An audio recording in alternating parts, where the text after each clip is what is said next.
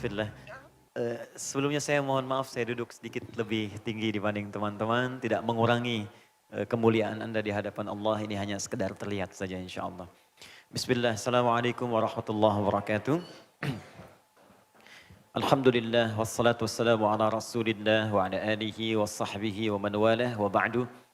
فيا عباد الله أوصي نفسي وإياكم بتقوى الله فقد فاز المتقون فلا تموتن إلا وأنتم مسلمون فقال تعالى يا أيها الذين آمنوا اتقوا الله حق تقاته ولا تموتن إلا وأنتم مسلمون. Teman-teman sekalian, alhamdulillah kembali kita dipertemukan oleh Allah Subhanahu wa taala setelah kita melalui satu perjalanan yang cukup panjang di bulan Ramadan, latihan dan sekaligus juga penilaian di sisi Allah untuk menjadi lebih baik dibandingkan dengan hari-hari sebelumnya. Kita awali dengan bermohon berdoa kepada Allah, semoga kita digolongkan oleh Allah termasuk orang yang sukses dalam menjalani ibadah Ramadan kita. Ya, dan tentunya saya ingin sedikit memberikan isyarat dalam Al-Quran siapa saja orang yang disebut sukses itu. Sampai saking suksesnya dia diminta oleh Allah untuk bertakbir. Takbir, takbir, takbir, takbir. Turun ayat di Quran surah kedua Al-Baqarah ayat 185. Ya, paling kiri agak sedikit ke bawah di ujung ayatnya langsung. Quran surah kedua ayat 185. Ini penting ya, saya mau katakan begini, jangan-jangan setelah sebulan kita menyelesaikan Ramadan, sekarang kan sudah selesai Syawalnya. Ya, sudah sebulan lewat dari Ramadan. Kita harus melihat apakah Ramadan kita berhasil atau tidak. Kalau berhasil, pertahankan. Kalau ukuran ini belum ada, maka jangan disesali. Tapi buktikan bahwa kita bisa masuk ke dalam hukumnya. Apa kata Allah? Lihat ujung ayatnya. Setelah Allah katakan, Syahrul Ramadan alladzi unzila fihil Qur'an dan seterusnya. Perhatikan ujungnya. Walitukabbirullaha ala ma hadakum wa la'allakum tashkurun. Setelah kalian berlatih puasa, Allah. Setelah kita jalani ibadah itu, kata Allah, maka di penghujung akhir Ramadan akan masuklah kepada hari baru di awal bulan Syawal itu yang kita kenal dengan Idul Fitri. Kata Allah ada ibadah pertama yang kita sampaikan. Perbanyak takbir.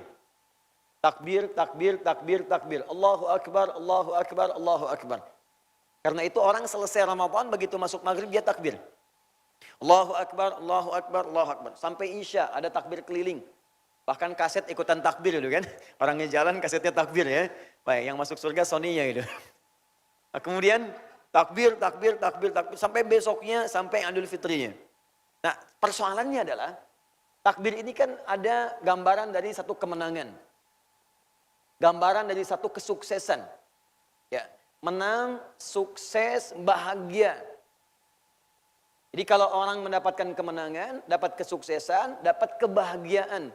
Itu umumnya dalam Al-Quran dan Hadis ungkapan tiga hal ini diungkapkan dengan takbir.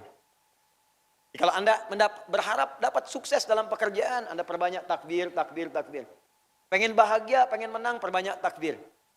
Karena itu perhatikan, masih ingat ibadah apa yang kita lakukan setiap hari yang nggak boleh ditinggalkan? Salat. Ingat ya? Salat. Perhatikan baik-baik. Bukankah saat awal salat kita bertakbir? Bukankah panggilan sholat dibuka dengan takbir? Azan, Allahu Akbar, Allahu Akbar.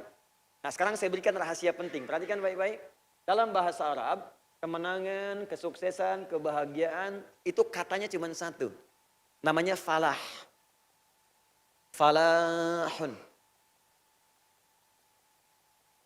Hayya ala salah. Ayo sholat. Kenapa saya sholat? Hayya ala falah. Kata Allah, saya perintahkan kamu sholat bukan supaya kamu capek. Yang dituntut bukan sujud rukunya. Semua nggak sujud, nggak ruku, tetap tidak akan menurunkan status Allah sebagai Tuhan. Allah nggak butuh. Tapi kenapa kita sholat? Kata Allah, saya ingin berikan kemenangan kepadamu. Saya ingin kamu sukses. Saya ingin kamu bahagia. Makanya setiap kita sholat, itu semua kalimatnya doa. Doa minta tenang, doa minta sukses, doa minta bahagia. Coba ketika teman-teman duduk di antara dua sujud. 8 permintaan. Rabbil firli war, hamni wajburni war, fa'ni war, Zukni dan seterusnya. Bukankah di situ ada minta rizki, minta sukses, minta tenang, minta rahmat, minta ampunan, ini semuanya. Makanya ketika dipanggil sholat, hayya 'alal falah, ini yang ingin diberikan. Tapi yang mau saya sampaikan adalah ada satu ibadah berlangsung selama sebulan yang kata Allah saking suksesnya orang ini, Maka diminta ungkapkan kebahagiaan itu dengan mengatakan takbir. Allahu Akbar, Allahu Akbar, Allahu Akbar. Hanya persoalannya, siapa orang sukses ini? Ternyata ada dua sifat. Ada dua sifat, ada dua ciri. Teruskan ayatnya. Ala ma hadakum. Saya cepat. Pertama, golongan yang berhak bertakbir. Dan takbirnya benar dalam pandangan Allah. Jadi nanti ada orang yang ketika Idul Fitri, itu sekedar takbir. Tapi tidak punya dua sifat ini. Bahkan ulama membuat ungkapannya sangat indah. Kata ulama, laisal idu liman labisal jadid. Id itu bagi orang takbir bukan sekedar takbir yang cuma bawa pakaian baru. Walakinnal ida liman taqwahu yazid. Tapi id itu akan ditampilkan dalam ciri-ciri berikut dalam Al-Quran yang takwanya itu bertambah. Ciri pertamanya, ala ma hadakum. Ala ma hadakum. Dia bertakbir karena dia telah berhasil menang, sukses, bahagia, mendapatkan hidayah Allah selama Ramadan.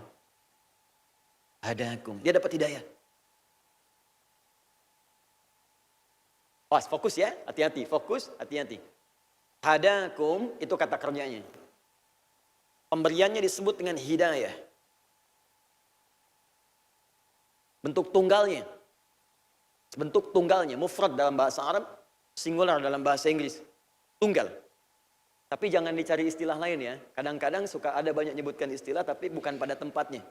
Misalnya bentuk jomblonya, bukan ya. Ini tunggal. Oh, karena sekarang banyak orang menyebutkan istilah tapi bukan pada tempatnya.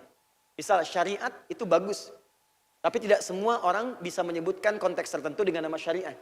Hijab syar'i ada. Bank syariah ada. Koperasi syariah ada. Tapi misalnya futsal syariah itu tidak ada. Ya. Kalau bagi pakai bismillah misalnya kan. Baik, dapat ngolongin alhamdulillah, ya. Kegolin astagfirullah.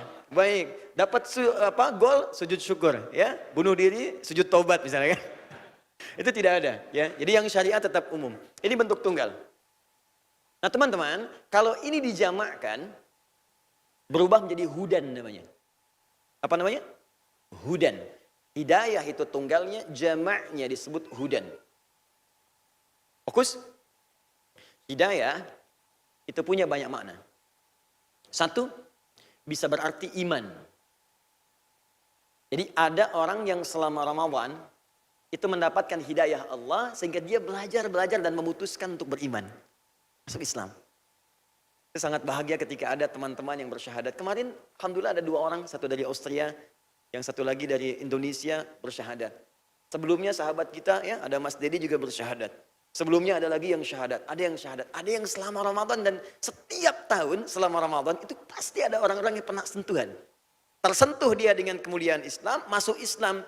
Saat itulah kemudian ketika masuk Islam kata Allah, takbirlah engkau, takbir, takbir. Karena ibadah yang telah engkau pelajari itu mendekatkan engkau dengan Allah sehingga mendapatkan anugerah iman. Di poinnya. 2, fokus. Hidayah juga bisa berarti peningkatan kuantitas dan kualitas ibadah.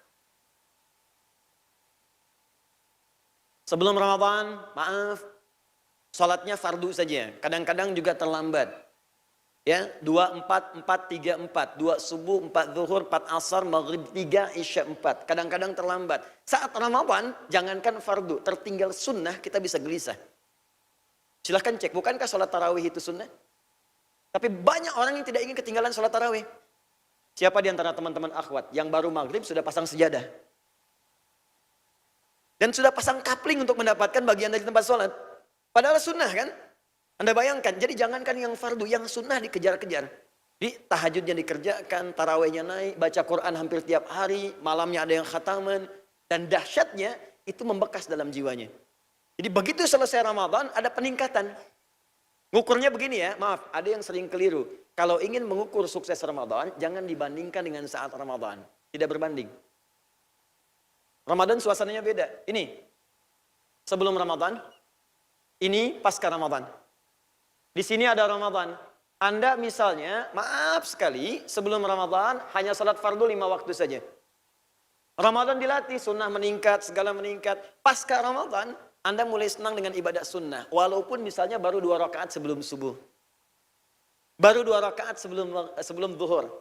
Ada yang tambah jadi 4. Ada yang tambah dengan ba'diyah maghribnya. Kalau ada perubahan dibandingkan dengan sebelum Ramadan, tandanya ada keberhasilan. Meningkat ibadahnya. meningkat kualitasnya. Maka inilah kata Allah yang orang yang berhak bertakbir dan memperbanyak takbirnya. Dimohon izin kalau selama ini setelah sebulan meninggalkan Ramadan, kita Idul Fitri bertakbir, Allahu Akbar, bajunya bagus, makanannya banyak yang baru, ya, dan sebagainya. Tapi pada sampai detik ini, peningkatan ini belum terjadi, ibadah belum meningkat, kualitas belum bagus, maka ada yang perlu kita buktikan mulai saat ini. Jangan menghukumi saya gagal, bukan. Caranya mulai hari ini kita buat kurikulum ke depan. Saya harus buktikan saya berhasil. Ada orang wafat nggak bisa kembali, pengen dapat Ramadan. Anda diberikan kesempatan bahkan pasca Ramadan. Kalau dengan sampai hari ini kita belum berubah, butuh berapa lama lagi? Kapan lagi gitu? Banyak orang wafat kata Allah pengen kembali. Fa'asaddaqa wa aku minas salihin. Ya Allah berikan saya kesempatan sebentar aja. Saya pengen perbaiki diri, saya pengen hijrah. Karena itu ayo kita berubah, tunjukkan lebih baik. Dan cara memulainya adalah ayo kita pelajari lagi tuntunan pokok dalam agama yang kita aktualisasikan dalam kehidupan kita. Kalau sudah paham isinya nanti, kata Allah, kalian pasti akan banyak bersyukur. Wala'allakum tashkurun. Dan di antara pokok itu, ada yang sangat terkait erat antara ibadah